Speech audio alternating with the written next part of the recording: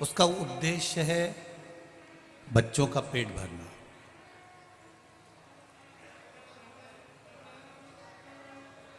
अब ये बात समझने वाली होती है कि पेट भरने की जवाबदारी अगर जिस परमात्मा ने पेट दिया है, जिस परमात्मा ने शरीर दिया है, जिस परमात्मा ने हमको ये शरीर प्रदान करा है, उसको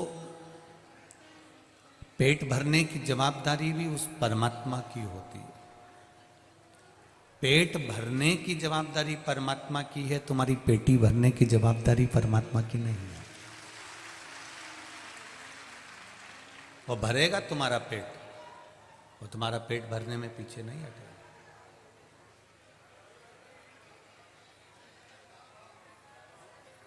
ये जवाबदारी परमात्मा की है। यदि आप सोचें, यदि आप विचार करें कि मैं मेरे परिवार का भरण पोषण कर रहा हूं, या मेरे परिवार का पेट मैं भर रहा हूं, या मेरे परिवार को मैं चला रहा हूं, या मेरे परिवार को मैं संभाल रहा हूं, तो ये आपका भ्रम है। इसको केवल भ्रम कहा गया कि आप कुछ कर रहे हैं, आप अपने परिवार का पेट भर रहे हैं, या आप स्वयं करेंगे तब परिवार का भला होगा, यह आपका भ्रम है। जिसके मन में यह बात आ जाती है कि मैं परिवार का पेट भर रहा हूं, या मैं परिवार को पाल रहा हूं, या मैं परिवार को संभाल कर चल रहा हूं, या कोई जजमानों में भी ये इतने जजमान हैं, ये सारे जजमानों में से कोई ये सोच ले कि कथा मैं करा रहा हूं, तो ये सब भ्रम है हमारा। सियोर वाला महाराज सोच ले कि वो कथा बाच रहा है, तो ये भ्रम है हमारा।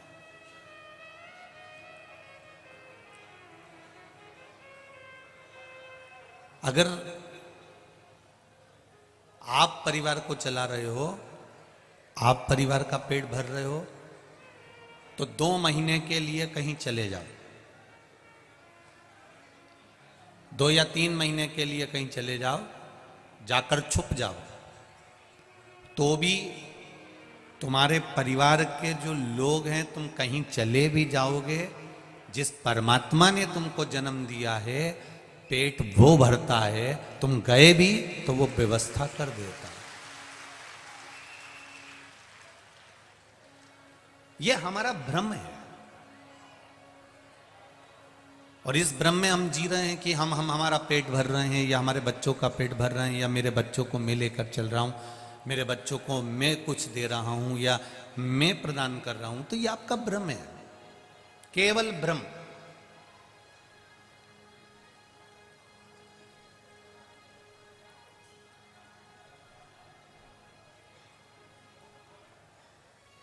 जी रहे हो तब तक परिवार का एक माला या एक गोदड़ी या एक वस्त्र सी रहे हो, और जिस दिन चले जाओगे तुम्हें ऐसा लग रहा है कि मैं कर रहा हूं, जिस दिन चले जाओगे तुम्हारे जाने के बाद भी जितने घर में लोग हैं वो भूखे नहीं मरेंगे, उनका भी भरण पोषण मेरा महादेव कर देता है। हम चिंता करते हैं, हम टेंशन लेते हैं, मैं नहीं होऊंगा तो कौन करेगा, मैं नहीं करूंगा तो कौन करेगा।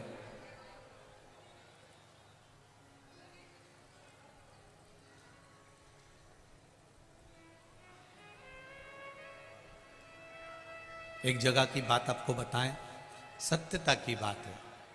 एक बार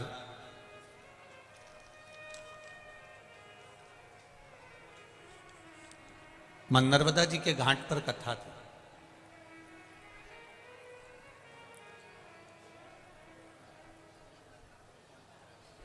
और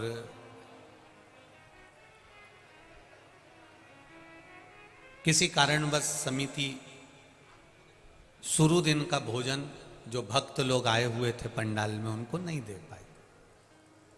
भक्तों का मैसेज सीहोर गया कि गुरुजी तक खबर पहुंचाओ, रात की 11 बज रही है और हमको भोजन नहीं मिला। कुछ नहीं, बाजार में उस समय दुकान भी नहीं लगती थी इतनी सारी, अब तो दुकान भी लगने लगी है, तो पेट भर ले आदमी। हम लोग सब भूखे हैं।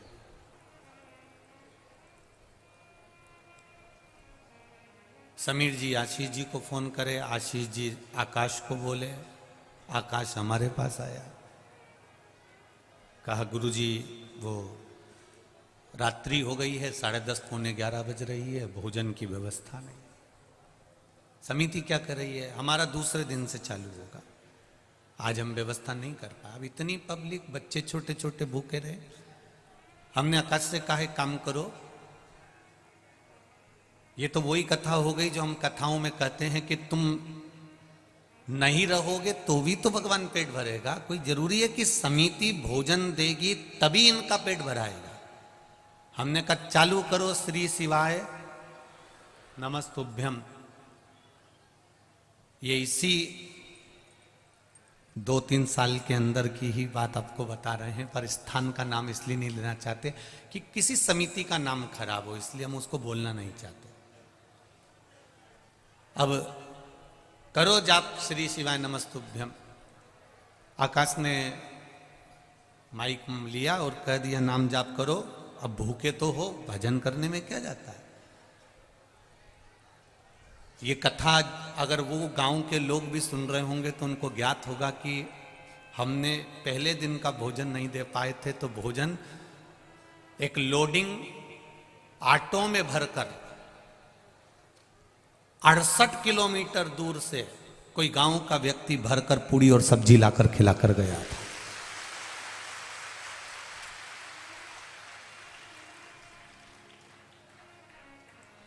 आप नहीं हो, आप ये ना सोचें कि मैं करा रहा हूं या मेरी सामर्थ्यता है या मैं कर सकता हूं या मैंने करा है, ये कुछ भी नहीं है।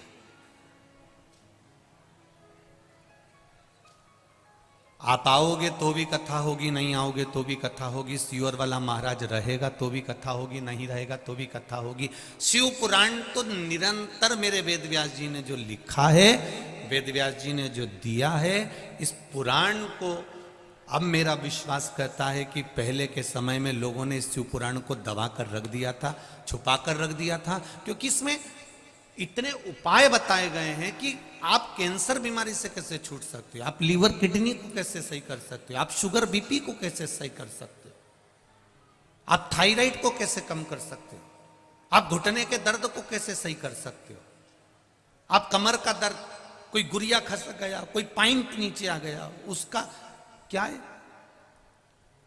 रजो धर्म वाली नारी को भी रजस्वला धर्म में जो तकलीफ होती है उस तक का फल लिखा है। एक पत्र में आया है, एक पत्र में एक नारी ने लिख दिया कि मेरे जीवन का, मेरे डॉक्टर भी आश्चर्य में है कि तुम्हारी दवाई बंद ही नहीं हो सकती थी जिंदगी भर।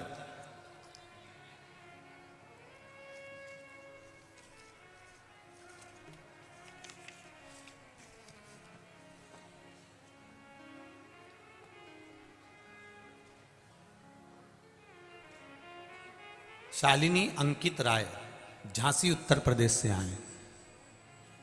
कहीं बैठी हो तो हाथ जरूर हिलाइएगा, कहीं बैठी हो तो हाथ हिलाइएगा। शालिनी अंकित राय दिख गए क्या? अच्छा सामने हाथ हिला दो एक बार ऐसा। हाँ जी, श्री शिवाय नमस्ते। इन्होंने लिखा है, गुरुदेव मैं नहीं जानती हूं कि मैं आपकी इस पावन शिव महापुराण को श्रवण करने कैसे आई हूं। मैं अपने घर वालों से जिद कर कर बाबा को धोख लगाने आई हूं, प्रणाम करने आई हूं।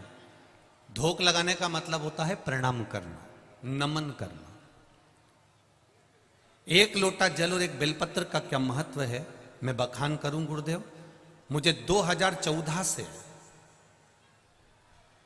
अभी कौन सा साल चल रहा है, 22, 2014 से रजो धर्म की समस्या थी। डॉक्टर ने बोल दिया था कि आपको जिंदगी भर गोलियां खाना पड़ेगी, यह दवाई आपकी जीवन भर बंद नहीं हो सकती। बाबा की कृपा देखिए गुरुदेव, आचमन का जल लेना प्रारंभ करा, शिव जी पे चढ़ा हुआ और बेलपत्र खाना चालू करा, मेरी दवाई छूट गई और मैं अब पूर्ण तरह से ठीक हूं। यह गुरु जी कृपा है शिव जी की। बाबा की कृपा फिर देखिए गुरुदेव, मेरे बाबा ने कृपा क्या करी, जब दवाई गोली बंद हो गई तब दूसरे डॉक्टर को दिखाने के लिए गए तो मालूम पड़ा कि मेरे पेट में 22 mm की गांठ बताई थी। अब विचार करा कि बाबा तूने रजो धर्म से तो मुझे अच्छा कर दिया, पर मेरे पेट में 22 mm की गठान है, कुछ भी करो इसको सही कर दो। 3 माह पहले मेदांता में जाकर हमने इस गठान को दिखाया तो अल्ट्रासाउंड में वो गांठ आई है और उसको ऑपरेशन का डॉक्टर बोले। गुरुदेव मन नहीं माना और बेलपत्र को फिर चढ़ाना प्रारंभ करा। शिव जी को बेलपत्र चढ़ाती, रोज उठा कर लाती और खाना प्रारंभ करा। जल शिव जी को चढ़ाती, आचमन करना प्रारंभ करा। गुरुदेव 22 mm की जो गांठ थी, दूसरी बार मेदांता हॉस्पिटल में फिर दिखाने के लिए गई तो वो गांठ गल चुकी थी। बाबा की कृपा देखी, जो 22 mm की गांठ थी वो भी गल गई थी। ये शिव तत्व है। बैठिए बहन, श्री शिवाय नमस्तुभ्यम। शिव पुराण कहती है। ये तो दुनिया के लोगों ने शिव पुराण को नीचे दबा कर रख दिया था, क्योंकि इसमें वो उपाय हैं, वो चीजें हैं जिसको हम निकाल कर अपनी जिंदगी को सुख से जी सकते हैं, खुशियों से जी सकते हैं। इस शिव महापुराण के कारण ना जाने कितनों के तो धंधे चौपट हो गए होंगे, क्योंकि सारी समस्या का हल एक लोटा जल। उसके पास में खुद डॉक्टर उसके पास में है कि मैं एक लोटा जल चढ़ाऊंगी, एक बेलपत्र चढ़ाऊंगी, उसको खाऊंगी और मेरा शरीर ठीक हो जाएगा। ये उसका विश्वास कहता है, ये उसका भरोसा कहता है।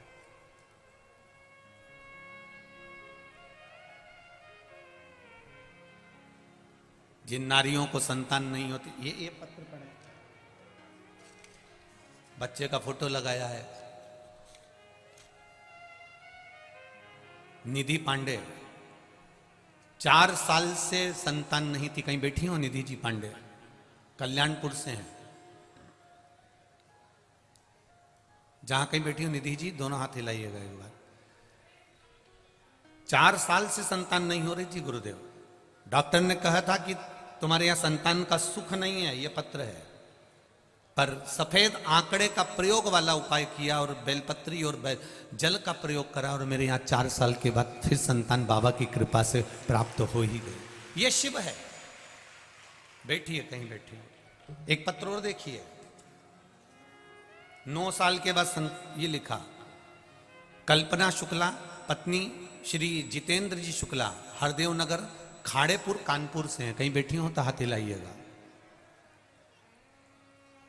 आप ही हैं? दोनों हाथ हिला देगा। श्री शिवाय नमस्तुभ्यम। 5 साल संतान नहीं हुई, ये पत्र में लिख रही हैं।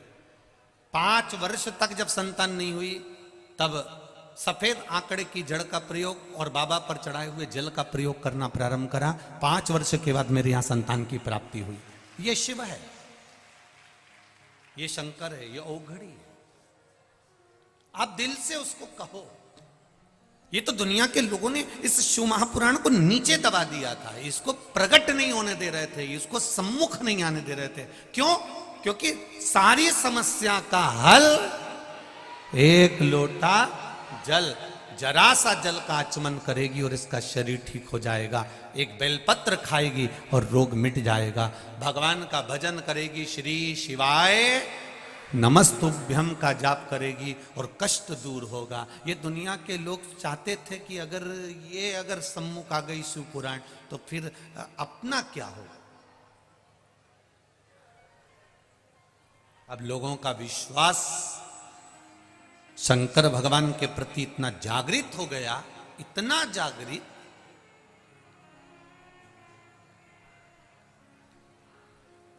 अभी कल की या परसों की बात है, एक बूढ़ी अम्मा चली आ रही, पुलिस वालों ने, जितने भी पुलिसकर्मी लगे हुए थे, उन्होंने उसको रोका, फिर भी वो तो अंदर घुसी आई। मेरे को तो स्टेज पे ही जाना है, 81 साल की होगी, फिर भी पुलिस जवानों ने उसको रोका अभी कथा चल रही है, बाद में मिल लेना। वो अम्मा पीछे पड़ गई, तुम्हें मिलवाना पड़ेगा। पुलिस के जवानों ने उसको रोक कर रखा। कथा समापन हुई, जाते जाते हम गाड़ी से जब उससे मिले तो उस मां के शब्द थे, एक शब्द उस मां का बहुत सुंदर था कि गुरुदेव, पहले सब फ्री बैठे रहते थे तो सब झगड़ते थे, जब से शिवपुराण टीवी पे आने लगी है सब व्यस्त हो गए, इसलिए मैं आपसे मिलने के लिए आई। उसकी माता का प्रेम देखिए, बड़ी खुशी, बड़ी आनंद था उस बूढ़ी माँ की। 80-82 की होगी और ज्यादा की हो सकती है। उसका प्रेम आत्मिक।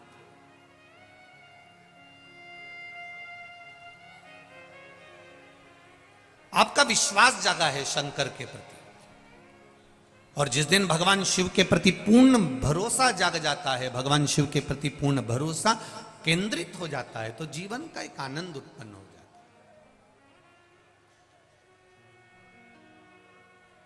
आप शंकर के हो गए, शंकर आपके हो गए। आप जरा विचार करिए, शिव जी का एक नाम महामृत्युंजय है, जो मृत्यु पर विजय प्राप्त करता है, मौत को भी जो जीत लेता है, वह महामृत्युंजय।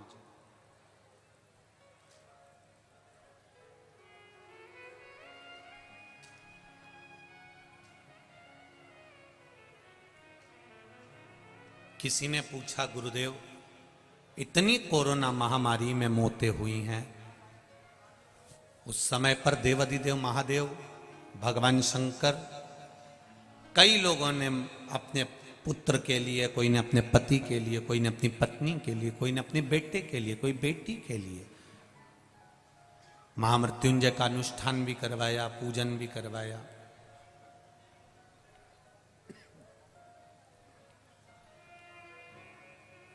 उसके बाद भी ये मृत्यु को क्यों ही है, कारण क्या है, हम उनसे कहना चाहेंगे।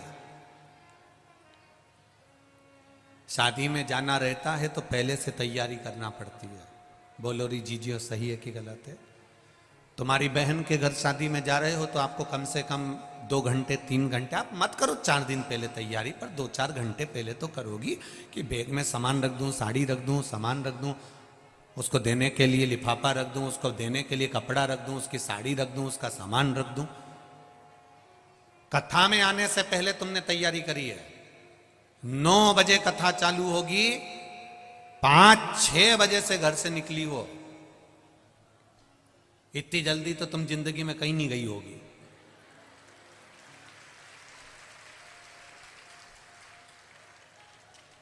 समिति वाले कह रहे थे, हमने तो सोचा था कि यह पंडाल भी पूरा भरा जाएगा तो बहुत है, पर आज तो दम लगा दी उन्होंने, 7 लाख 7.5 लाख के करीब में लोग पहुंचे गए कथा।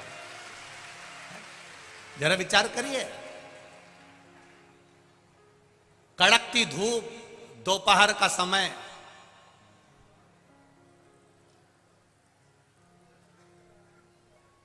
चिलचिलाती धूप, दोपहर का समय, और लोग सिर पर तप रहा है, अपना अपना रुमाल गमछा पल्लू डाल डाल के बैठे हुए। नमन है आपकी भक्ति को, प्रणाम करता हूं। पर ऐसी समिति को भी नमन करता हूं जो लोग रोज इतनी धूप पड़ने के बाद भी टेंट नहीं लगा सके। आपकी समिति को भी नमन करता हूं।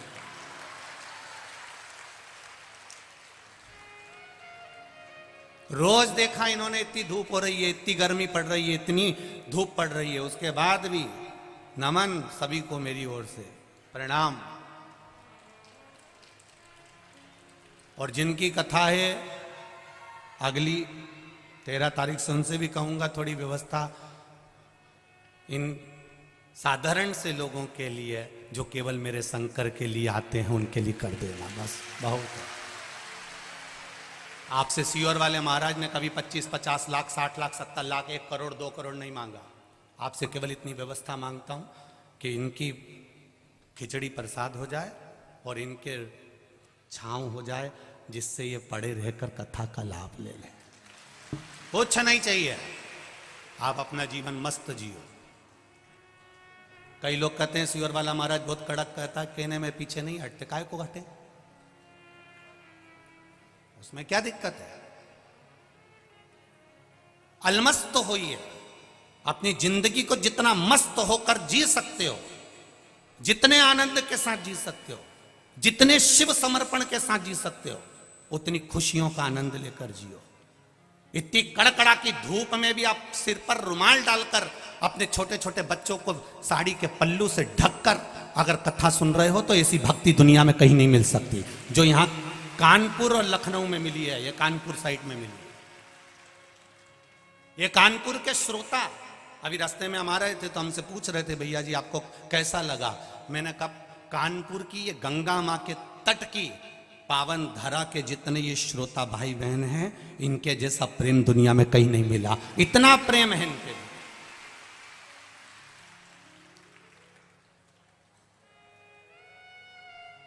इसीलिए शायद उन्होंने गाया होगा छोरा गंगा किनारे वाला। ये आत्मीय प्रेम है तुम्हारा।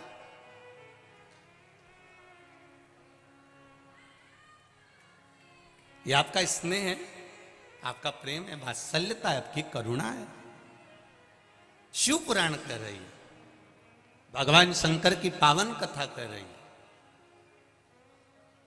शिव महापुराण में वो बल है, आप उसका स्मरण करिए, आप उस रस तत्व को धारण करिए, आप उस भक्ति को धारण करिए, आपको सुख का अनुभव होगा।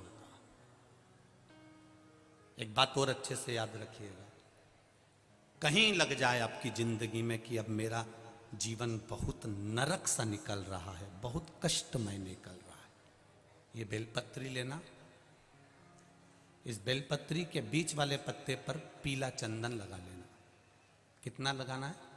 बीच वाला जो पत्ता है उस पर पीला चंदन। जब आपको लगे कि मेरा जीवन बहुत कष्टमय है, अब ये रोग, अब ये कष्ट दूर ही नहीं हो रहा, अब ये आए दिन तकलीफ पर तकलीफ बढ़ती जा रही है, आए दिन रोग बीमारी, पैसा घर में बच नहीं रहा, बहुत कष्टमय जीवन है, इसमें लगाओ पीला चंदन बेलपत्री की बीज पत्ती पर।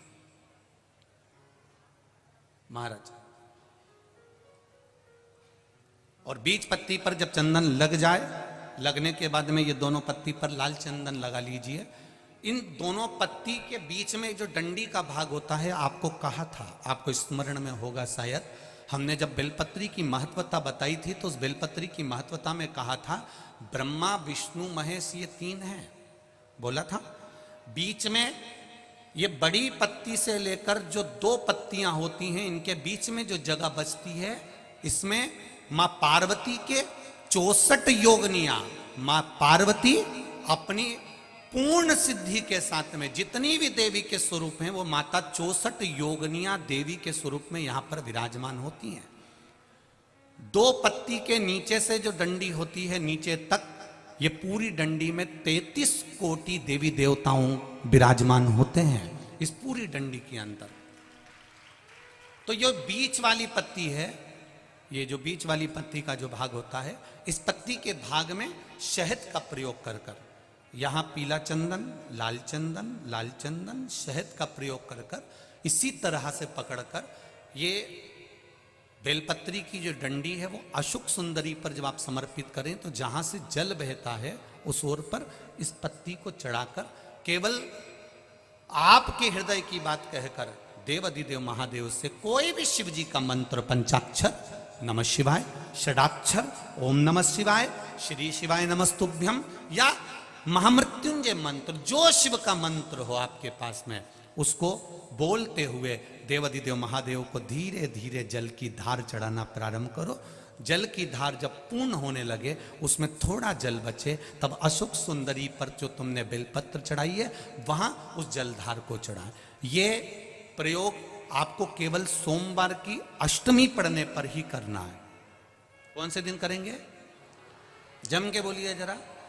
सोमवार की अष्टमी पढ़ने पर यह प्रयोग करें और जल चढ़ाकर बाबा से विनती कर कर उसी बेलपत्र को वापस उठाकर कहीं जलाशय में या किसी पेड़ के नीचे विसर्जन कर दें और एक लोटा जल वहां भी चढ़ा दें। बस निवेदन कर कर आ जाइए, मेरा बाबा 3 माह के अंदर हाथ जरूर पकड़ेगा और आपको दलदल से बाहर निकाल देगा। एक यही प्रयोग का एक फल आया, देखिए आप।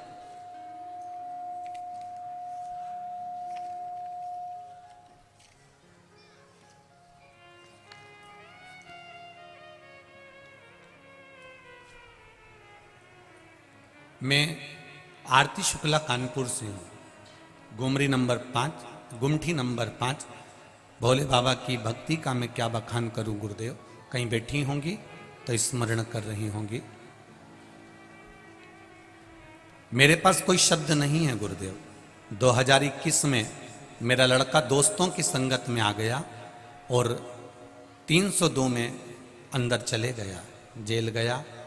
11 महीने वो अंदर रहा जेल। गुरुदेव मैं क्या बखान करूं, उसके लिए हमने पूर्ण प्रयास करा पर वो उसकी रिहाई नहीं हुई। तभी पता चला कि एक कागज अगर मिल जाए, जो कागज अदालत में मांगा गया है और 15 दिन दिए गए, अगर वो कागज मिल जाता है तो मेरा बच्चा छूट सकता है। अब उस कागज को पाने के लिए हमने पूरी मशक्कत कर दी पर वो कागज नहीं मिला गुरुदेव। हम सब लोग उम्मीद छोड़ दिए, लेकिन तभी आपका बताया गया एक बेलपत्र, पीला चंदन, लाल चंदन, शहद का प्रयोग हमने करना प्रारंभ कर दिया। केवल एक बार उस बेलपत्री की सोमवार अष्टमी का भाव था और समर्पित किया। बाबा की कृपा से 20 मिनट बाबा का जाप किया। गुरुदेव मेरी बेटी का फोन आ गया कि भाई रिहा हो गया। ये शिव है, ये शिव है, ये शंकर है। बैठिए, कहीं खड़े हो तो बैठ जाइए। ये ओघरदानी है। इसका प्रयोग कि ये बेलपत्र वही है जिसको आप हमेशा चढ़ाते आए, जल भी वही है जिसको आप हमेशा चढ़ाते आए, चावल भी वही है जिसको आप हमेशा चढ़ाते आए, गुलाब की पंखड़ी भी वही है जिसको आप चढ़ाते आए, जल वही है, गुलाब वही है, पत्ती वही है, बेलपत्र वही है, मंदिर वही है। केवल इसको चढ़ाने के लिए तुम अब सोचते हैं लोग, हम तो कब से जल चढ़ा रहे हैं, हम तो कब से बेलपत्र चढ़ा रहे हैं, हम तो कब से फूल चढ़ा रहे हैं, हम तो कब से चावल चढ़ा रहे हैं। तुम चढ़ा रहे हो, पर अभी तक जो चढ़ा रहे थे, जैसे सास चढ़ा के आती थी ना, वैसे नियम से चढ़ा रहे थे। हमारी तो सास भी आंवले की पूजन करती थी तो हम भी कर रहे हैं। जैसे घर में तुम्हारे भगवान की पूजन सास भी करती थी तो हम भी कर रहे हैं। वो भी 2 अगरबत्ती लगाते थे, हम भी लगा रहे हैं। दुकान जाते हो, सफाई करते हो, 2 अगरबत्ती लगा देते हो। जैसे पहले से चला आ रहा है वही की वही तुम अभी तक कर रहे हो। क्यों? क्योंकि हमारी सास करती थी, हमारे ससुर करते थे, हमारे पिताजी करते थे, हमारी माँ करती थी। जो पहले से करती आई उसका स्मरण तुमको रखा। तुम विश्वास रखकर नहीं कर रहे हो, तुम ये कर रहे हो कि हमारे यहां से तो पहले से चले आ रहे हैं, हम तो पहले से करते आ रहे हैं, हम तो पहले से मंदिर जा रहे हैं। ये तुम एक नियम बनाकर कर रहे थे कि हमारे पूर्वज करते आए हैं तो हमको करना है। पर अब तुम जो जल चढ़ा रहे हो, अब तुम जो बेलपत्री चढ़ा रहे हो, अब तुम जो चावल चढ़ा रहे हो, अब तुम जो धतूरा चढ़ा रहे हो, अब तुम जो पुष्प चढ़ा रहे हो, उसको चढ़ाने में तुम्हारा पूर्व का समय भूल गए। अब तुम्हारा विश्वास अंदर से जाग गया कि मैं ये चढ़ाऊंगी तो मेरा महादेव मेरे लिए तत्पर खड़ा। अब गया समय, अब तुम्हारा विश्वास जागृत हो गया। अब विश्वास की जागृतता है, अब विश्वास की प्रबलता आ गई, अब विश्वास जागृत हो गया, भरोसा दृढ़ हो गया। और जब भरोसा दृढ़ हुआ, विश्वास जागृत हुआ, तब परमात्मा को मिलने में देरी नहीं। और अच्छे से समझो इस बात को, हमने शिव पर विश्वास नहीं करा तब तक ये मन भटकता रहा। किसी ने बताया वहां चले जाओ, वहां से ये काम हो जाएगा, वहां चले जाओ, वहां से ये काम हो जाएगा, वहां चले जाओ, वहां से ये काम हो जाएगा, वहां चले जाओ, वहां से ये काम हो जाएगा। अपन भटकते रहे। कोई कहता काल सर्प दोष है, कोई कहता वास्तु दोष है, कोई कहता पितृ दोष है, कोई कहता ये दोष है, कोई कहता वह दोष है। हमने जिंदगी भर सारे दोष निकाले, पर हम ये नहीं निकाले कि हमारे कर्म में क्या दोष है। हमने वास्तु दोष की पूजन कराई, पितृ दोष की पूजन कराई, काल सर्प दोष की पूजन कराई, पर अपना दोष भी तो मिटाओ कि हम पूर्व में जो कर कर आए हैं वो कटेगा कैसे। मकान का सीढ़ियां यहां से बनाओ, बाथरूम तोड़ो यहां से बनाओ, रसोई घर उधर बनाओ। हमने पूरा तोड़ दिया, उसके बाद भी सुख नहीं आया। हमने 4 बार जाकर पितरों की पूजन करा दी तो भी सुख नहीं आया। हमने काल सर्प दोष की पूजन करा दी तो भी सुख नहीं आया। फिर वो सुख क्यों नहीं मिल रहा? उसका एक कारण है, ये सब दोष तो बाद में है। पहले हमने पूर्व में जो कर्म करा था, किसी का दिल दुखाया होगा, किसी को कष्ट दिया होगा, वो दोष जो हमारे कर्म में लिखा हुआ है वो कोई पूजन से नहीं कटेगा, बस केवल कटेगा तो आपके भजन से कटेगा। आप करो भगवान की भक्ति। आप जितना भगवान का भजन करोगे, आप जितना कीर्तन करोगे, आपको स्वयं को करना पड़ेगा। मैं खाऊंगा मेरा पेट भराएगा, ये खाएंगे इनका पेट भराएगा, आप खाओगे आपका पेट भराएगा। भगवान की पूजन में तुम्हारा टच चल सकता है। पति पूजन करेगा, पत्नी टच करके बैठी रहेगी, ये तुम्हारी भगवान के पूजन में चल सकता है, पर कर्म काटने में टच नहीं चलता।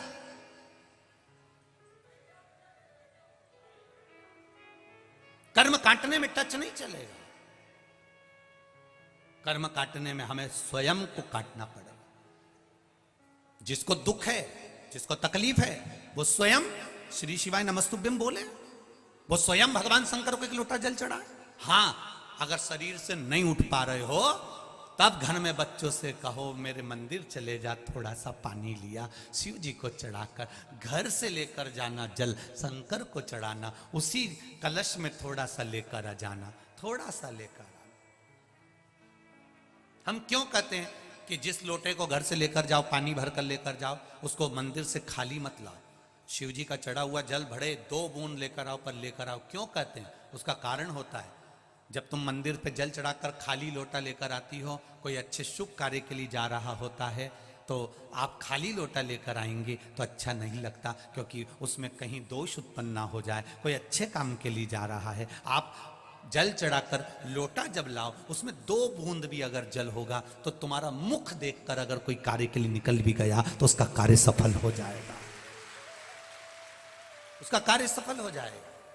हमारे बुजुर्ग कहते थे भरा हुआ कलश देखा जाता है तो जल चढ़ाकर जब आप आ रहे हो, इसलिए हम कथा में भी कहते हैं, कोई शंकर जी के मंदिर जाने वाला, शिव जी पे जल चढ़ाने वाला, शंकर को एक बेलपत्र चढ़ाने वाला, शिव तत्व को जानने वाला, शंकर की कथा सुनने वाला, कहीं से निकल कर जा रहा हो, उसका केवल मुख का दर्शन कर कर आप चले जाओ किसी काम के लिए, आपका कार्य वो सफल होकर ही मानेगा। केवल वो शिव के मंदिर से आ रहा था, वो केवल थोड़े दिन की दूल्हा दुल्हन का अकड़ है।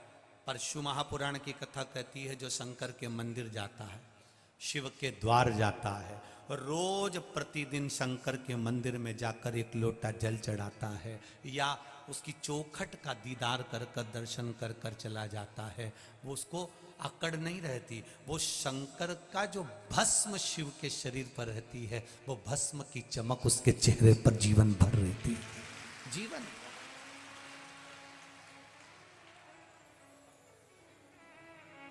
मैंने तेरे ही भरोसे, ओ बाबा तेरे ही भरोसे, हवा बिच उड़ती जावांगी, बाबा डोर हथो छड़ी नाम कट्टी जावांगी, भोले शंभो हवा बिच उड़ती जावांगी, बाबा डोर हथो छड़ी ना में कट्टी जावांगी। भगवान शिव की कथा कर, आपका विश्वास जागृत हुआ है। अब आप पुरातन समय के अनुसार मेरी सास जल चढ़ाती थी वो नहीं, अब आप जल चढ़ा रहे हैं तो उसमें आपका विश्वास है कि मैं शंकर को जल चढ़ाऊंगी, बाबा मेरी सुनेगा। मेरा पिता, मेरा बाबा अभी बैठा है।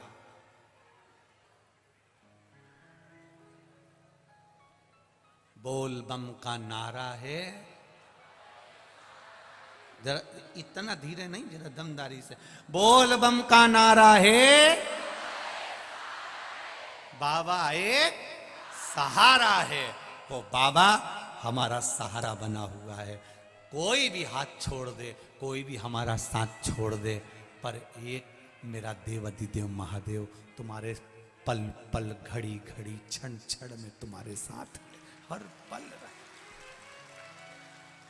और फिर कह रहा हूं, इस व्यासपीठ से दिल से कहकर जा रहा हूं, आपने दिल से सुना है, दिल का तू किनारा मेरी नैया का तू किनारा।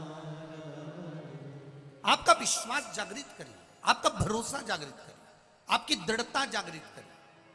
जब जागृत हो जाएगी तब सुख अपने आप आ जाए। मंदिर जाते हो आप लोग? सब जाते हो? विश्वास रखकर जाना, भरोसा रखकर जाना। जब घर से जल लेकर जाओ ना, जब घर से जल लेकर जाओ, तब मटके में से जब पानी भरो, लोटे में से पानी भरो, नल में से जब पानी भरो, तुम जब घर से जल लेकर जाओ, लोटे में से पानी भरो, नल में से जब पानी भरो, तुम जब घर से जल लेकर जाओ, तो तुम्हारे भीतर एक विश्वास होना चाहिए, मैं अपने बाबा से मिलने जा रही हूं। अपने घर का दुख, दर्द, तकलीफ, मेरे मन की बात मैं बाबा से कहने जा रही हूं। अगर तू नहीं सुनेगा तो सुनेगा कौन? कौन सुने?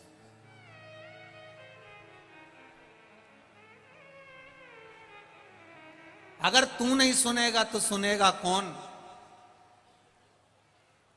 और अगर तू नहीं आएगा तो मुझे बचाने फिर आएगा कौन? तेरे ही तो भरोसे पर जी रही हूं मेरे शिव, तेरा ही नाम लेकर जी रही हूं, तेरा नाम।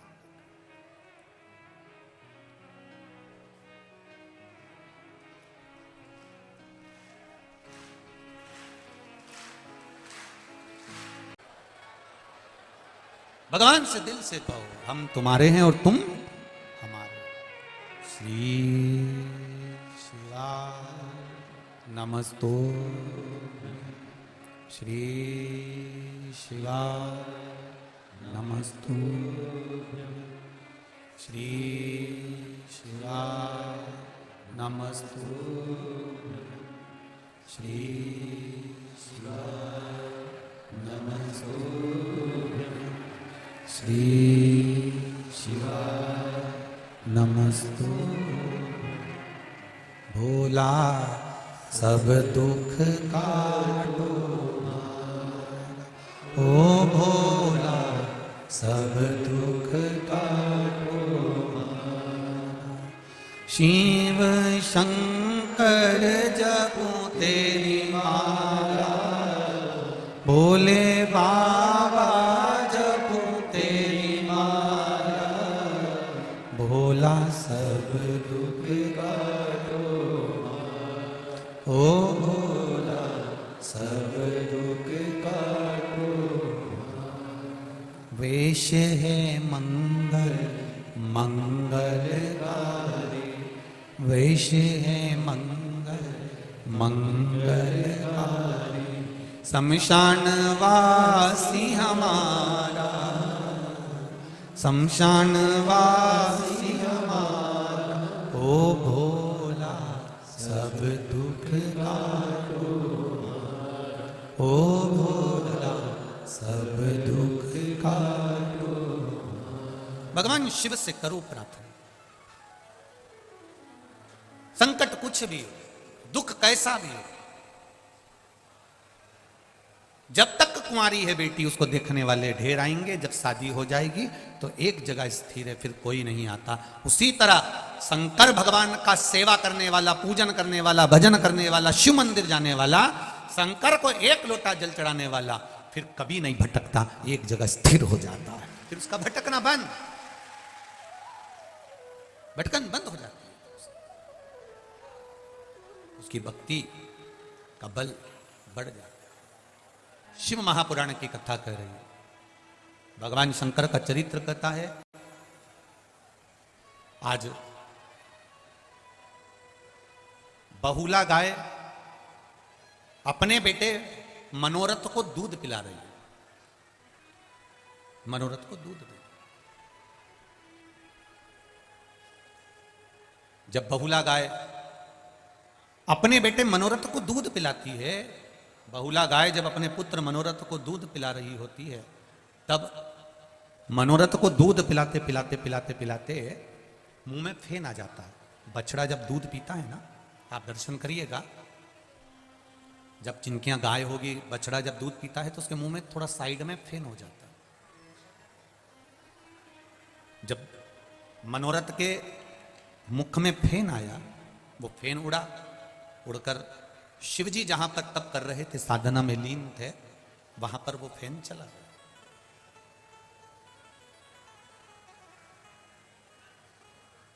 शिवजी को चढ़ने वाली सारी वस्तुएं झूठी हैं। मेरे भोलेनाथ जी कहते हैं, तुमने दूध चढ़ाया, वो भी गाय के बछड़े का झूठा है।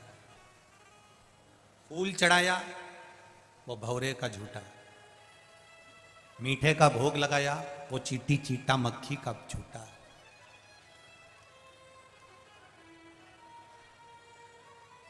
सब झूठा। जल चढ़ाया, वो मछली का झूठा है। जितनी भी वस्तु हम भगवान शंकर को दे रहे हैं, वो सब झूठी है। शिव जी कहते हैं ये सारी वस्तुएं झूठी है। ये ब्रह्मा जी भी कह रहे हैं भगवान विष्णु को, भगवान नारायण से कह रहे हैं ब्रह्मदेव कि शंकर भगवान को जो भी चढ़ा वो सब झूठा है, शिव जी को जो चढ़ा वो झूठा है। इसके बाद भी शंकर भगवान राजी रहते हैं अपने भक्तों से। शिव जी उसके बाद भी राजी रहते हैं अपने भक्तों से। उसका कारण क्या है? शिव महापुराण कहती है उसका केवल एक कारण है। शंकर भगवान ने ब्रह्मा जी से कहा, ब्रह्मदेव तुम कहते हो कि मुझे चढ़ी हुई सारी वस्तु झूठी है, पर एक बात शंकर भगवान ने ब्रह्मा जी से कह दिया, जल झूठा है, दूध झूठा है, फूल झूठा है, मिष्ठान झूठा है, मैं मानता हूं सब झूठा है, पर जो मुझे चढ़ाने आया है उसका दिल सच्चा है। जो मुझे समर्पित करने आया है उसका आत्मा, उसका मन, उसका चित्त सच्चा, उसका हृदय सच्चा। अब आप लोग अगर आए हो,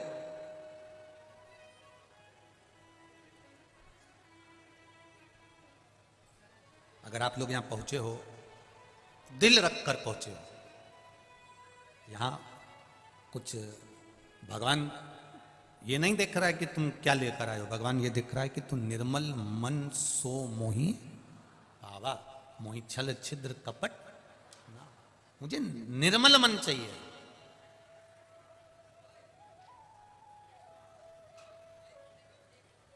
मुझे निर्मल चित्त चाहिए। और वो निर्मलता कहां से आएगी? वो कहीं दूसरी जगह से प्रकट होने वाली नहीं है, वो कहीं दूसरी जगह से प्राप्त नहीं होगी। वो निर्मलता आपका जो कोमल भाव है, मन है, हृदय है, चित्त है, भगवान की अविरल भक्ति है, बस उसी से प्राप्त हो।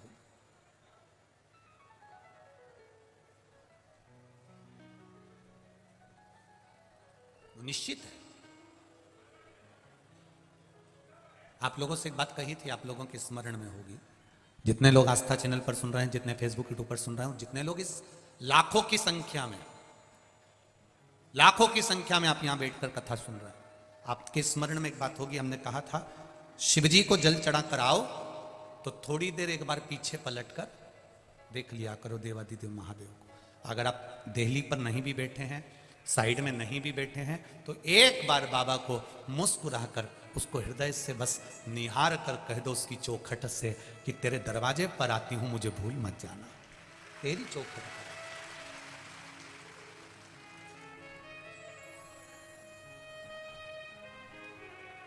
मुझे भूलना नहीं।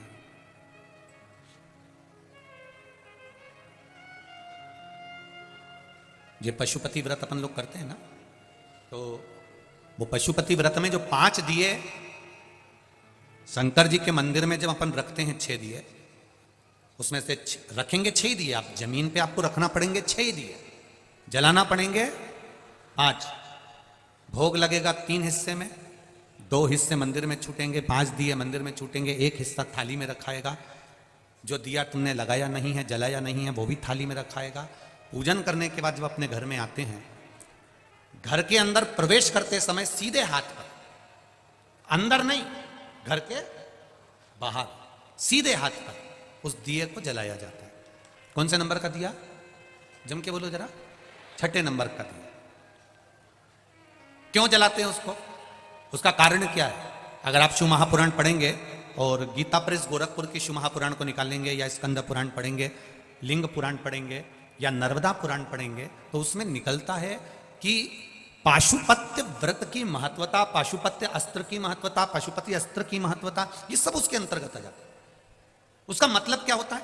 आपने मंदिर में दिया रखा और वापिस उठाया, उठाकर लेकर गए, घर के दरवाजे पर जलाया, अर्थात भगवान की साक्षी में, नंदी की साक्षी में पूजन कर कर आप भगवान को अपने दरवाजे की रोशनी दिखाने के लिए कि मेरा द्वार, आप जहां निकलेंगे मेरा दरवाजा यहां पड़ता है जहां दिया लगा रहे हैं, आप आइए। और सरल भाषा में समझ जाओ, कोई व्यक्ति आता है तो अपना कार्ड देता है, हम इसमें नौकरी करते हैं, हमारा ये भाव है, हम इसमें हैं, हम उसमें हैं, हमारी ये पोस्ट है, हम इसमें काम करते हैं। उसने अपना कार्ड दिया, कार्ड में एड्रेस लिखा रहता है कि कभी जरूरत हो, आप अगर कानपुर आओ गुरुजी तो ये मेरा कार्ड है, आप आ जाना। आप अगर अयोध्या आओ महाराज जी तो आप आ जाना, आप सीओर आओ तो आ जाना, ये मेरा कार्ड है, ये मेरा एड्रेस है। उसी तरह ये छठे नंबर का और 5 जो दिए तुमने जलाए हैं पशुपति व्रत में, ये दिए नहीं है, ये तुम्हारे घर का एड्रेस है जो बाबा को बताकर जा रही हो कि मेरे दरवाजे पर पहुंचना है, आप आओ मेरे द्वार पर, बाबा आपकी कृपा है। हम पहले भी कहते हैं, आज भी कहते हैं, शिव महापुराण की कथा अगर आपके नगर में, अपने गांव में अगर हो रही है तो ये समझ लो कि कहीं मेरे देवाधिदेव महादेव पर, ये गांव पर कृपा करना होगी बाबा को, इसलिए करा रहा है, इसलिए करा दी उसने कराई। कहीं कृपा करना होगी उसको, कहीं दया करना होगी, कहीं उसकी उदारता। बहुला गाय अपने पुत्र मनोरथ को दूध पिला रही है और मनोरथ को दूध पिलाते पिलाते मुख पर फेन आ गया, फेन आया, उड़ा, शिव जी पे गया, शंकर भगवान को क्रोध आया।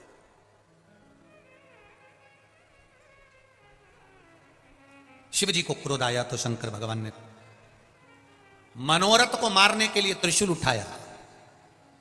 इतने में बहुला गाय को लगा कि मेरा बेटा मर जाएगा, मेरा बेटा मर जाएगा। गौ माता जैसी दुनिया में कोई मां नहीं।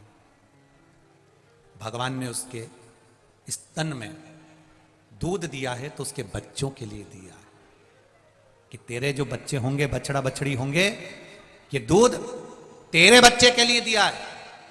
पर गौ माता के बछड़े को तो केवल मुंह लगाया जाता है, खींच कर उसके पास में बांध दिया जाता है और पूरा दूध उस बछड़े के सामने निचोड़ निचोड़ के निकाल लिया जाता है। तो भी गौ माता कभी नहीं कहती कि मेरा दूध मेरे बछड़े के लिए है और तुम पी रहे, कभी नहीं कहती।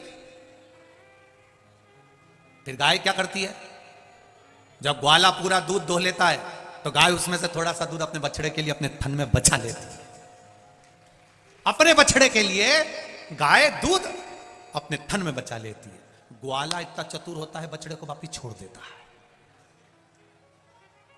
बछड़े को वापिस छोड़ा, फिर उसने मुंह लगाया, गाय ने फिर दूध नीचे करा, इतने में बछड़ा फिर हटाया, ग्वाले ने फिर दूध निचोड़ लिया, फिर निचोड़। कितना देती है गौ माता, कितना।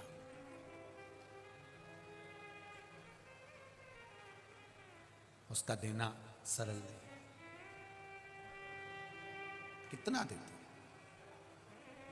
उसके बाद भी हम उसको देते क्या है, क्या प्रदान करते हैं हम उसको? एक बार रोटी देंगे, दूसरी बार आ जाएगी तो डंडा देंगे। हम क्या देते हैं उसको? कुछ नहीं। जो सुख देना है वो हम दे नहीं पाते। शिव कथा कह रही है, बहुला ने देखा मेरे बेटे को मार रहा है, शंकर भगवान को तेज श्वास लिया और श्वास लेकर बहुला गाय अपने शिव जी को निगल गई, अपने पेट में रख लिया।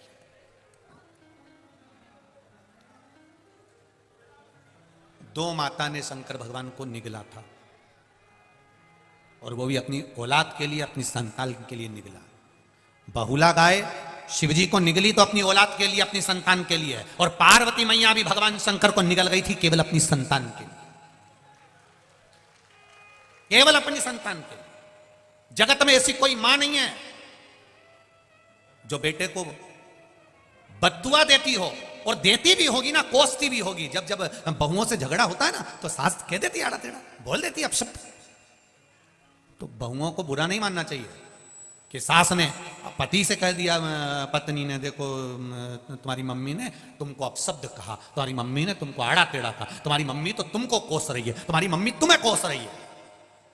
बेटे को बुरा नहीं मानना चाहिए, ना बहू को, क्योंकि मां अगर बेटे को कोसती भी है ना, अपशब्द भी कहती है ना, तो हो सकता है उसको कोई बड़ी बीमारी आने वाली होती है, वो कट जाती है केवल मां के कहने से।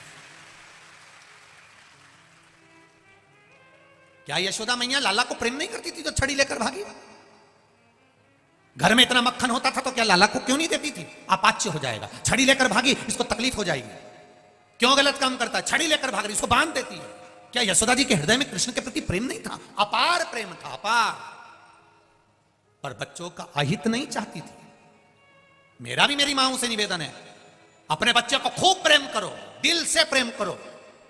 दुनिया के सारे तारे तोड़कर तुम अपनी औलाद को दे दो, मना नहीं है, पर एक निवेदन है, अपने बच्चों को तारों के साथ में संस्कार जरूर दे दो। देव तोड़ करता है और उसके साथ में संस्कार दीजिए। अपने बच्चों को ज्ञान दीजिए, संस्कार दीजिए, उत्तम ज्ञान देने का प्रयास कीजिए कि मेरा बच्चा भी रोज मंदिर जाए। छोटे छोटे बच्चे स्कूल जाने से पहले उनके हाथ में लोटा पकड़ा दो, जाओ मंदिर जाओ, जल्दी आना, घर के पास में मंदिर है। और मेरा विश्वास कहता है, मैं कानपुर में ज्यादा आया नहीं हूं, पहली बार अपनी जिंदगी में पहली बार कानपुर आया हूं, जीवन में पहली बार। और मेरा विश्वास कहता है कि कानपुर में भी आप जितनी जगह से आए हो ना कथा सुनने के लिए, जहां जहां से आए हो, ये मेरा विश्वास कहता है, मुझे तो मालूम नहीं, पर मेरा विश्वास कहता है कि जहां आप रहते होगे, आपके घर से कुछ कुछ दूरी पर, 50-500 मीटर की दूरी पर, या 1 किलोमीटर, या 200 मीटर, या 100 मीटर, या 4 घर छोड़ के, या 8 घर छोड़ के, आगे पीछे दाएं बाएं में कहीं ना कहीं शंकर का मंदिर तो जरूर होगा। ये मेरा दिल कहता है, ये मेरा हृदय कहता है, शिव मंदिर जरूर होगा। कहो बच्चों से, जा बेटा 1 लोटा पानी लेकर जा, जाओ जल लेकर। कल वहां दर्शन करने गए थे आनंदेश्वर, बहुत अच्छा लगा। वहां देखकर शिव जी की आराधना में नवयुवक बेटे, नवयुवक बेटियां, नवयुवक लड़के, नवयुवक बेटियां, सब हाथ में लोटा ले लेकर, कोई अपने घर के लिए वापिस जा रही थी, कोई शिव मंदिर जा रही थी। देखकर इतनी प्रसन्नता हुई कि लोग अपने घर से लोटा लेकर आए हैं और जल चढ़ाकर जा रहे हैं, इसकी प्रसन्नता है। नमन करता हूं मैं कानपुर की इस भूमि को, और यहाँ के विद्वत जन को, यहाँ के ब्राह्मण जन को, यहाँ के आचार्यों को, यहाँ की पीठों को, और यहाँ के रहने वाले एक छोटे से छोटे झाड़ू लगाने वाले तक को मैं प्रणाम करता हूं। बड़ी प्रबलता है, बड़ी प्रबलता, ये अविरल भक्ति है, ये विश्वास आपका,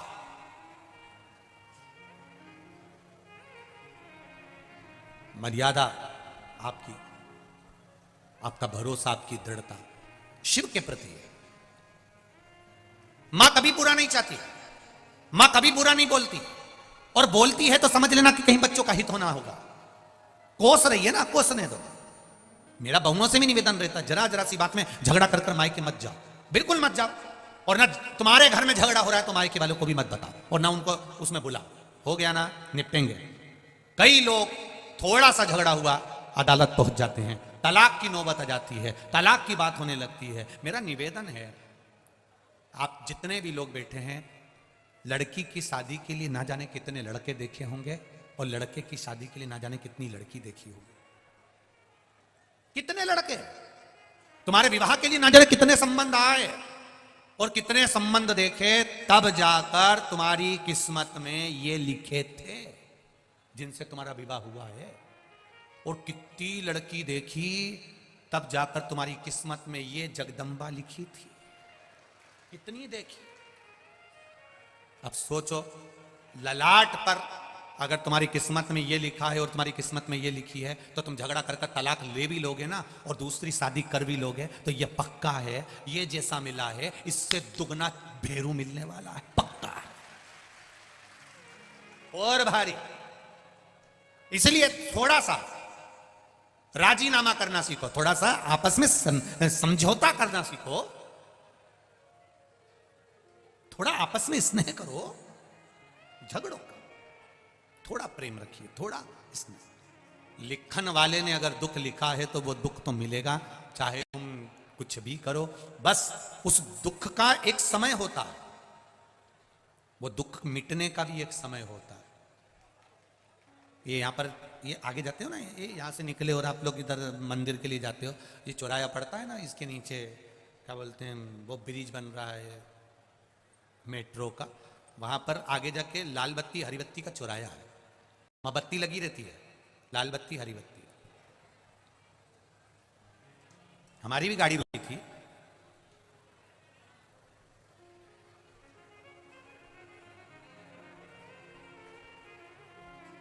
लाल बत्ती हुई, थोड़ा बोलो बोलो रुक जाओ, हरी हो गई चल जाओ। जैसे लाल बत्ती और हरी बत्ती होती है, थोड़ा सा रुक जाओगे, थोड़ा स्पीड स्लो कर लोगे, थोड़ा सा रुकोगे, उसमें तुम्हारा लाभ है, आगे जाओगे तो ट्रैफिक जाम नहीं मिलेगा। इसलिए लाल बत्ती हरी बत्ती होती है। हमें बुरा जरूर लगता है कि ट्रैफिक वाले ने रोक दिया, पुलिस वाले ने रोक दिया, पर समझो बत्ती लाल है, थोड़ा रुक जाओ, तुम्हारी भलाई के लिए रोका है कि आगे जाओगे तो रास्ता क्लियर मिलेगा। हरी बत्ती आई, तुरंत दौड़कर चले जाओ, रास्ता क्लियर है, आगे बढ़ जाओ। उसी तरह अगर जीवन में थोड़ा दुख आए, थोड़ा तकलीफ आए, थोड़ा कष्ट आए, घर में क्लेश आए, थोड़ा ना थोड़ा बीमारी आए, थोड़ा सा सब्र करना, भगवान के चरणों में बैठना, लोटा भर जल चढ़ाना, 2-3 महीना उससे भजन करना, दिल से कहना लाल बत्ती एक ना एक दिन हरी हो जाएगी और रास्ता क्लियर हो जाएगा, रास्ता क्लियर।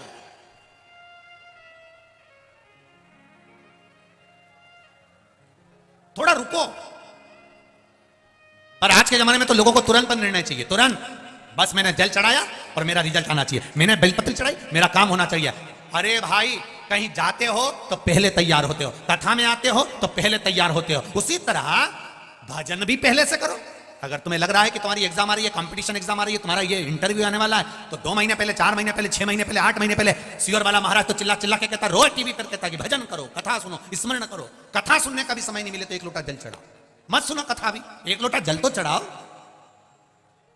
थोड़ा तैयारी पहले से करो, जैसे एग्जाम देने की तैयारी पहले से करते हो, इंटरव्यू देने की तैयारी पहले से करते हो, उसी तरह भगवान के मंदिर जाने पर भी तुम्हें 1 लोटा पहले से जल चढ़ाते हुए, बेलपत्र चढ़ाते हुए चलोगे, निश्चित है वो हरी बत्ती कर ही देगा और तुझे पार लगा ही देगा, ये निश्चित है।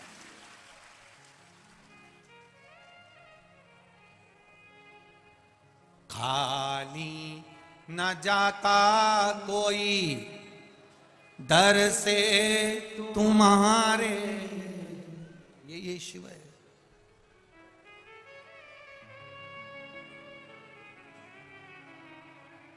भगवान विष्णु के मंदिर में जाइए, लक्ष्मी जी बैठी हैं साथ में, नारायण भगवान सो रहे हैं, लक्ष्मी जी क्या कर रही हैं? बोलो बोलो, जम के बोलो, चरण दबा रहे हैं।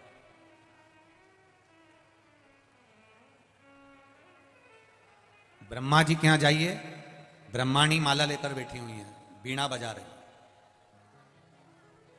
लक्ष्मी जी के यहां जाओगे, लक्ष्मी जी हाथ में हंडा लेकर बैठी हैं, लक्ष्मी लुटा रहे, भगवान विष्णु। पर शंकर भगवान के यहां जाओगे तो माता पार्वती एकदम फ्री बैठी है, हाथ जोड़ के एकदम। इनके हाथ में ना बीणा है, ना कोई हंडा है, ना कोई घड़ा है। लक्ष्मी जी को देखकर, ब्रह्माणी को देखकर माता पार्वती जी ने भी शिव जी से पूछा था, मैं क्या पकड़ के बैठूं, मेरे को बताओ आप, ये मैं बीणा लूं कि हंडा लूं कि गगरा लूं कि कुछ लूं। गंगा जी को देखो तो हाथ में जल मिलता है, नर्मदा जी को तो देखो हाथ में जल मिलता है, जितनी माताओं का दर्शन करोगे किसी न किसी के हाथ में कुछ ना कुछ मिलता है, पर पार्वती जी का हाथ तो यूं बैठी है, हाथ जोड़ के। शिव जी से पूछा, मैं क्या करूं? शंकर भगवान कहने लगे, पार्वती सुन, नारायण भगवान के यहां अगर कोई आएगा लक्ष्मी जी लक्ष्मी लुटाने में लगी हैं या चरण दबाने में लगी हैं, वो व्यस्त है। भगवान उठ उठ के बहुत जल्दी आए जाए, वो भी श्रेष्ठता नहीं। ब्रह्मा जी की ब्रह्माणी भी सेवा में लगी है। भगवान शिव ने पार्वती से कहा, मैं नेत्र बंद करके बैठ जाता हूं पार्वती, मैं तो तप में डूबा रहता हूं, मान लो अगर कोई मेरे दरवाजे पर आया, तू तो बैठी है ना, तेरे तो आंख बंद नहीं है। कभी भी शंकर जी के मंदिर में जाकर देखना, पार्वती के नेत्र बंद नहीं मिलेंगे। पार्वती आंख खोलकर हाथ जोड़ के बैठी है। करें दर्शन सबने, कभी भी आंख बंद करके पार्वती शिव जी के मंदिर में नहीं बैठी है, आंख खोल के बैठी है। शिव जी का नेत्र भले बंद है, गणेश जी भी बैठे हैं तो आंख खोलकर, कार्तिकेय बैठे हैं आंख खोलकर, शंकर के मंदिर में, भोलेनाथ जी के मंदिर में जितने भी देवता मिलेंगे सब आंख खोलकर बैठे हैं, केवल शिव आंख बंद करके। शिव जी ने सबको कह रखा है, देखो मेरे मंदिर में कोई आए, मैं नहीं मिल पाऊं या मैं नहीं दे पाऊं तो यहां से खाली मत भेजना। कभी पार्वती तू झोली भर देना, कभी गणेश तुम भर देना, कभी कार्तिकेय तुम भर देना, कभी तुम भर देना, खाली ना जा, खाली न जाता कोई दर से तुम्हारे, खाली न जाता कोई दर से तुम्हारे, मैं भी खड़ा हूं नन्ही बाहें पसारे, मैं भी खड़ा हूं नन्ही बाहें अपने हृदय से लगा लो, लगा लो, गिरा जा रहा हूं, उठा लो, उठा लो। भोले अपने दर से अब तो न टालो, गिरा जा रहा हूं, उठा लो, उठा लो। हे शिव, हे शंकर, शिव कथा कर रही है, बहुला मनोरथ को दूध पिला रही है। आज भी हमारे यहां गाय बछड़े को दूध पिलाती हुई दिखती है तो शुभ माना जाता, आज भी। इतना सुंदर कहा है, यदि कोई पितृ, घर के पूर्वज, घर के बुजुर्ग, घर के बूढ़े, भविष्य पुराण कर रही है, अगर घर का बुजुर्ग, घर के बूढ़े, घर के पितृ जो चले गए, सपने में दिख रहे हैं, और कहां दिख रहे हैं, आप सो रहे हैं और आपके सिर के पास आपके बुजुर्ग खड़े हैं, आपके पितृ खड़े हैं, आपके घर के वृद्ध लोग खड़े हैं, ये आपको सपने में दिख रहे हैं, तो समझ लेना जरूर 15 से 20 दिन के अंदर मेरे यहां कोई खुशखबरी आने वाली है, निश्चित है कोई खुशखबरी मिलने वाली है। ये हमारे यहां भविष्य पुराण कहती है। और यदि वही पितृ, वही पूर्वज, वही घर के बूढ़े, वही बुजुर्ग हमारे पांव के पास स्वप्न में नजर आ रहे हैं कि मेरे पांव के पास बैठे हैं, समझ लेना कि घर में किसी ना किसी को एक बड़ी बीमारी जरूर घेरने वाली है, कोई रोग आने वाला है। और वही पितृ, वही पूर्वज, वही पितर, वही घर के बुजुर्ग, वही बुढ़े, वही बूढ़े जो मर चुके हैं, वो तुम्हारे सपने में अचानक आए और आकर तुरंत चले जाएं, तो भी समझ लेना कि कोई कष्ट आने वाला था, पर वो ज्यादा समय टिकेगा नहीं, तुरंत चले जाएगा, ये निश्चित। फिर वर्णन किया भविष्य पुराण में, मान लो घर के बुजुर्ग, घर के पितर, मरे हुए व्यक्ति जो मर चुके हैं, वो सपने में आपको नजर आ रहे हैं और लगता है कि हमारे घर की दीवार पर बैठे हैं या पेड़ पर बैठे हैं या वृक्ष पर बैठे हैं, स्वप्न में आप उनको ऊपर बैठा हुआ देख रहे हो, तो समझ लेना कि कहीं ना कहीं हमारे बच्चों की तरक्की का योग बन गया है, और बच्चों का या तो विवाह होगा या उसकी नौकरी लगेगी, या तो तरक्की हो रही है या विवाह होगा या नौकरी लगेगी, निश्चित है। ये भविष्य पुराण का, हमारी पुराणों में बहुत कुछ लिखा है कि आप अगर केवल पुराणों का स्मरण कर लें, केवल पुराणों को अगर पढ़ लें तो जीवन की सार्थक। हमसे कई लोग कई प्रश्न करते हैं, आप जो बताते हो वो क्या शिव पुराण में है? हम कहते हैं एक बार दिल से गीता प्रेस गोरखपुर की शिव पुराण लीजिए और आराम से बैठकर पढ़िए, एक एक शब्द पढ़ना कि काली मिर्च क्यों चढ़ती है, बेलपत्र क्यों चढ़ती है, दुर्वा का प्रयोग कब होता है, सफेद दुर्वा का प्रयोग कब होता है, भगवान को भस्म किस समय चढ़ाई जाती है, भस्म भी कितने प्रकार की होती है, भस्म का स्वरूप कितना होता है। त्रिपुंड लगाते समय ये 2 उंगली का प्रयोग करने के बाद आखिरी उंगली नीचे क्यों खींची जाती है? तुम तो मंदिर में गए, चंदन लिया, 3 उंगली खींच कर आ गए।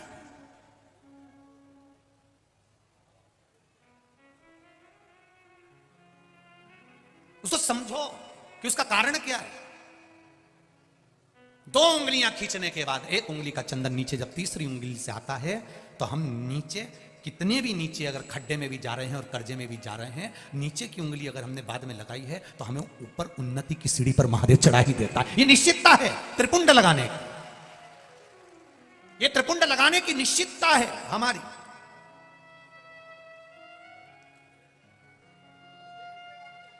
हम दुनिया से पूछ रहे हैं, साहब कर्जे में हो गए, साहब कर्जे में हो गए, बहुत कर्जा है, बहुत कष्ट है, कर्जा कैसे चुकेगा, कर्जा कैसे चुकेगा। हमने ये पूजन कराई, हमने वो कराया, हमने वो कराया, हम महाराज के पास गए, हम वहां कॉलेज पहुंच गए, हमने वहां पहुंच गए। कोई कहता तुम्हारा घर बंधा है, कोई कहता तुम्हारी दुकान बंदी है, कोई कहता कोई भूत लग गए, कोई कहता ये लग गए। कुछ नहीं लगा, ये कर्म की गति है, कर्म की गति। ये मेरे भाई लोग बैठे हैं, इनको मालूम होगा, एक ऐसी सील आती है, सील ऐसी मोहर, उसमें उल्टा लिखा होता है, पर कॉपी पे ठोको तो सीधा दिखता है। उसी तरह महादेव के मंदिर में जब जाओ, कुछ चीजें बड़ी विचित्र होती है। शंकर जी के मंदिर में पलट कर देखना, शिव जी के मंदिर में अपना मस्तक रखना। मस्तक इसलिए रखा जाता है कि कहीं कुछ उल्टा लिखा हो और कर्जा मर्जा लिखा हो तो नीचे झुकाऊंगा तो सीधा हो जाएगा, सील लगेगी तो सीधी होगी।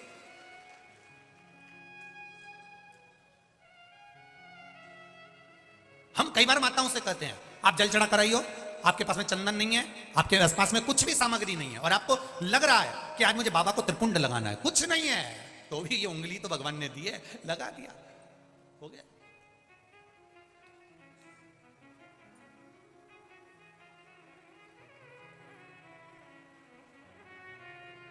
कभी कभी अपने को हासिल का मानना पड़ता है। हम जब अपन लोग मैथ की पढ़ाई करते हैं, गणित की पढ़ाई करते हैं, और यहाँ पर 9 रहते हैं और नीचे माइनस करने के लिए 10 रहते हैं, तो फिर अपन को 1 मानना पड़ता है कि एक इसमें मान लो, तो 9 के आगे 1 मान लिया तो कितने हो गए, जम के बोलो 19, और 19 में से 10 गए तो 9 बचे। अपन ने 1 माना। कभी कभी गुरु जी की बात को मानना पड़ता है, तभी तो 9 बच पाता है। नहीं मानेंगे तब समझ में, तो नहीं तो 10 का 10 ही, अब 9 में से 10 घटा के बता दे, ऊपर 9 नीचे 10। 1 मानना पड़ेगा कि हमारा शंकर हमारी सुनता है, मेरा शिव मेरी मानता, ये 1 मानना पड़ेगा, 1 मानना पड़ेगा, तब हमें कुछ प्राप्त हो। फिर वही बात आ गई, मानो तो मैं गंगा मां हूं, ना मानो तो बहता पानी। जिसने गंगा मां को पहचान लिया वो दूर दूर से कानपुर में गंगा नहाने आता है, और जिसने नहीं माना वो कानपुर में रहने के बाद भी गंगा नहाने ही नहीं जाता है। जिसने माना वो माना, जो नहीं माना नहीं माना। लोग मकर संक्रांति पर, शिवरात्रि पर, सावन महीने में दूर दूर से आके गंगा नहा रहे, और अपन किसी ने पूछा क्यों जी तुम गंगा नहाए? बहुत भीड़ रहती है, बहुत भीड़ है। अब इतनी भीड़ में गंगा नहाने जाओ हम तो बाद में नहा लेंगे, और उससे पहले निपट गई तो मान लो तुमने कहा बहुत भीड़ है अपन बाद में नहा लेंगे, तो अब नहाने का इंतजार करो, उससे पहले प्राण छूट गया तो फिर कहा जाएगी। अंत समय प्रभु आना पड़ेगा, वचन दिया आए ना आए प्रभु कुटुंब कबीला। अंत समय प्रभु आना पड़ेगा, वचन दिया तो निभाना पड़ेगा। महाराज कोई आए ना आए, सिर के पास में पितर दिख रहा है, सिर के पास में पूर्वज नजर आ रहा है, सिर के पास में पूर्वज दिख रहा है, समझ लो हमें सुख मिल रहा है। चरण के पास स्वप्न में दिख रहा है, समझ लो दुख मिलेगा। आए और गए, समझ लो दुख तो आएगा पर चले जाएगा। और वही पूर्वज जो मर चुके हैं, हमारे पूर्वज जो पितर हैं, जो पूर्वज हैं, जो बुजुर्ग हैं, जो जा चुके हैं, फिर भी सपने में आ रहे हैं, और कहीं ऊंचे स्थान पर, वृक्ष पर, टान पर, घर की मुंडेर पर, घर के ऊपर कहीं नजर आ रहे हैं। समझ लो या तो बेटा बेटी का विवाह होने वाला है या उसकी नौकरी लगने वाली है। ये निश्चित है, वो ऊपर बढ़ा, निश्चितता है।